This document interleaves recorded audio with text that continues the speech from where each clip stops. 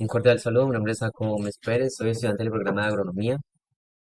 Con ustedes voy a realizar la exposición de algunas preguntas de la tarea número 0, reconocer la microbiología y sus contribuciones a la agricultura sostenible. El curso es microbiología de suelos y pues vamos al inicio.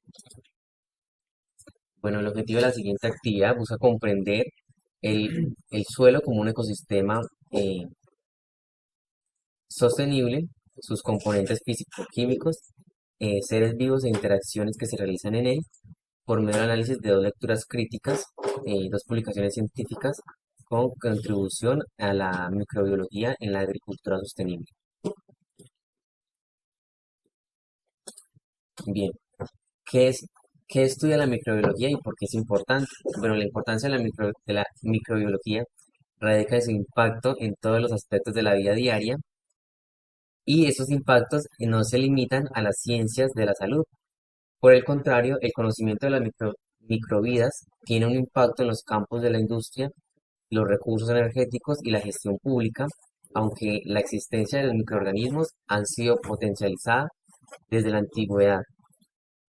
Es sin duda Posture quien se encarga de sistematizar el concepto actual de la microbiología, derrocando pues el concepto de la generación natural y resaltando la verdadera importancia de esta ciencia. Bien, ¿cuál es la principal diferencia entre los microorganismos procariotas y los eucariotas? Bien, la principal diferencia entre estos dos organismos es que la célula eucariota tiene un núcleo unido a la membrana, mientras que la célula procariota no. El núcleo está el núcleo donde están los eucariotas almacenan información genética.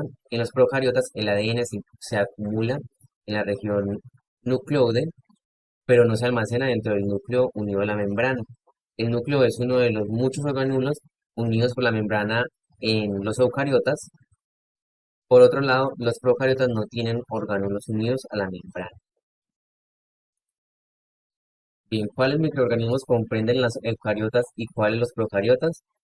Bueno, tienen formas variadas, desde esféricas y cilíndricas hasta planas y cúbicas. La forma en una célula no es fija, depende del medio en el que se encuentra. Por ejemplo, superficies de la piel son cubiodales inicialmente o por medidas que envejecen o se vuelven planas o toman otras figuras, otras formas. Tienen tamaños variados y pueden ir desde los 10 UP hasta los 100 UP. Para poder observarlos se necesita un microscopio, ya algo más profesional. La célula eucariota hace referencia a un núcleo verdadero separado del resto de las células. Bien, hablando de los procariotas, pues son organismos que se encuentran dentro de de los dominios bacterianos y archaes. Los procariotas no tienen núcleo definido ni organelos redondos por membrana. La mayoría de los unicelulares tipo, típicamente tienen un diámetro de entre 0,5 a 5 ounces.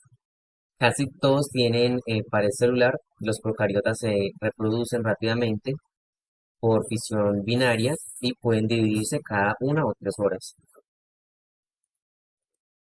Bien, explicar las 7 propiedades de las células microbianas. Bueno, las bacterias necesitan múltiples componentes para obtener las propiedades físicas y químicas requeridas. De acuerdo con este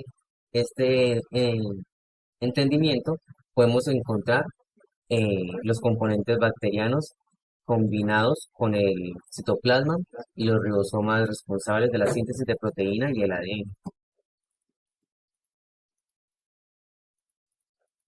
Bien, las propiedades de la célula. Las células microbianas se definen en las células animales o de plantas.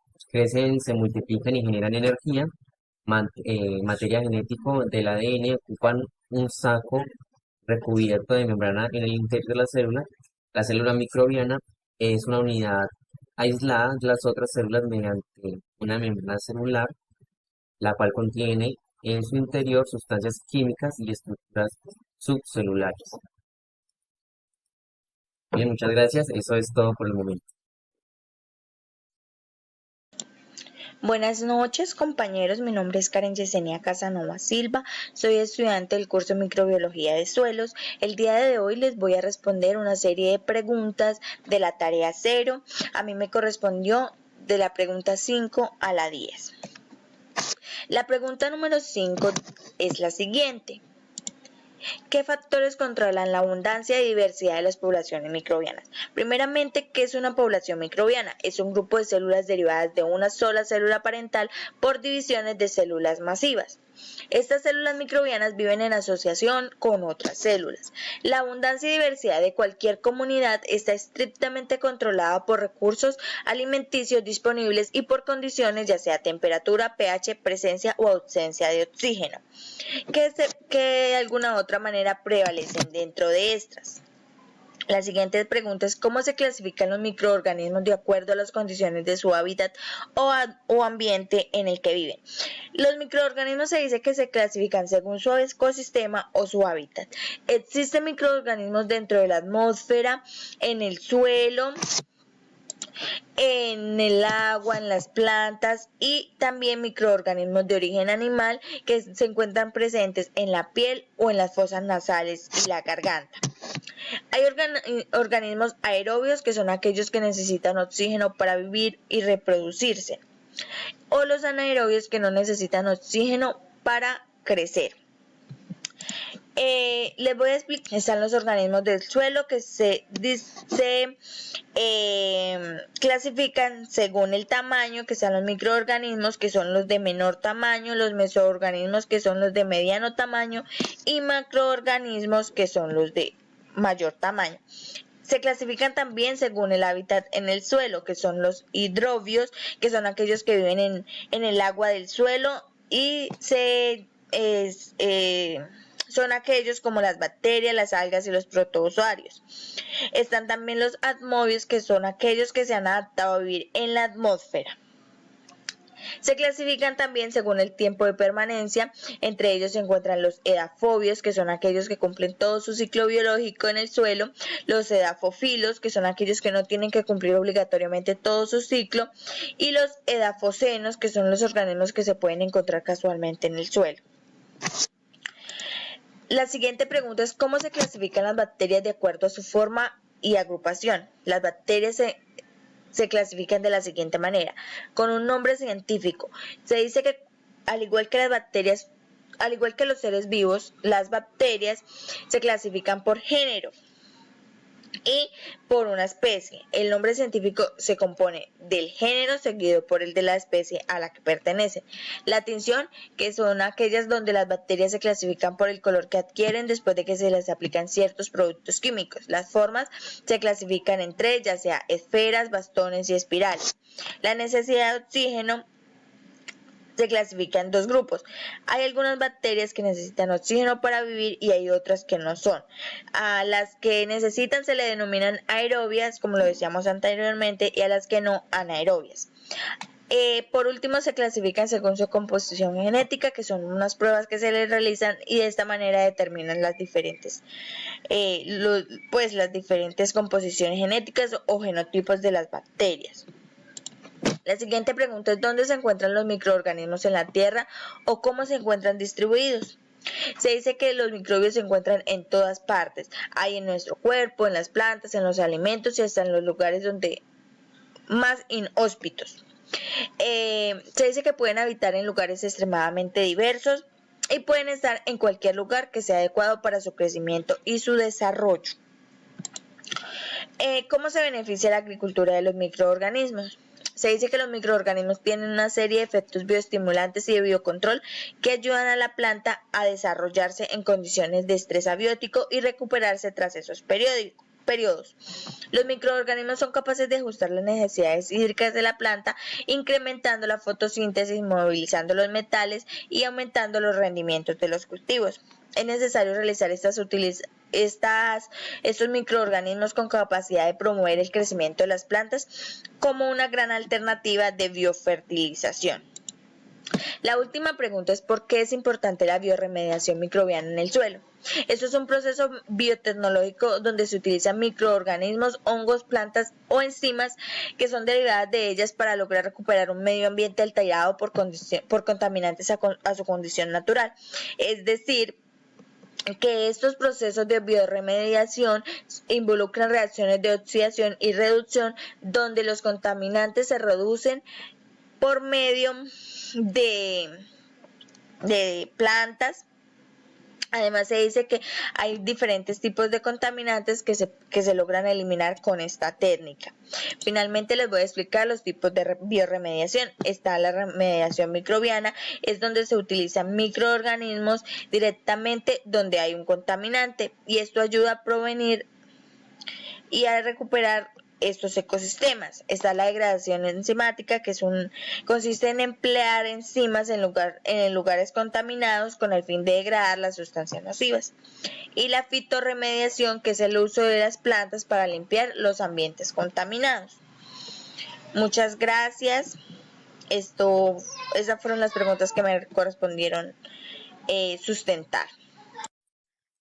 Bien, dando continuación a las preguntas, la pregunta número 11, ¿qué estrategias de bioremediación le llama la atención y por qué?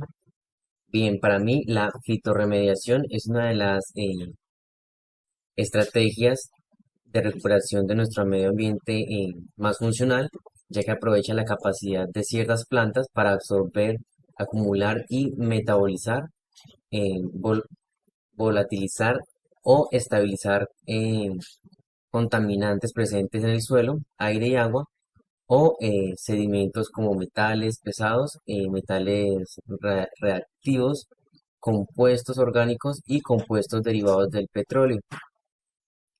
Es una estrategia económicamente muy buena, eh, permite mejorar nuestro ecosistema naturalmente, recuperando las tierras de manera efectiva.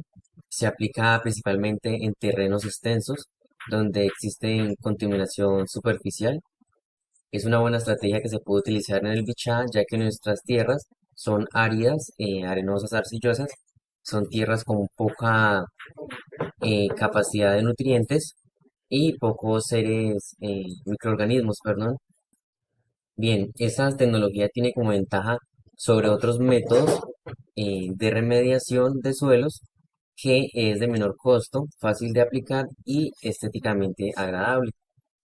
Por ello es uno de los mejores métodos, también como de conservación a nuestra tierra y prolificación de nutrientes y microorganismos para darle nuevamente vida y pues que podamos realizar la extensión de de nuestros cultivos de manera efectiva.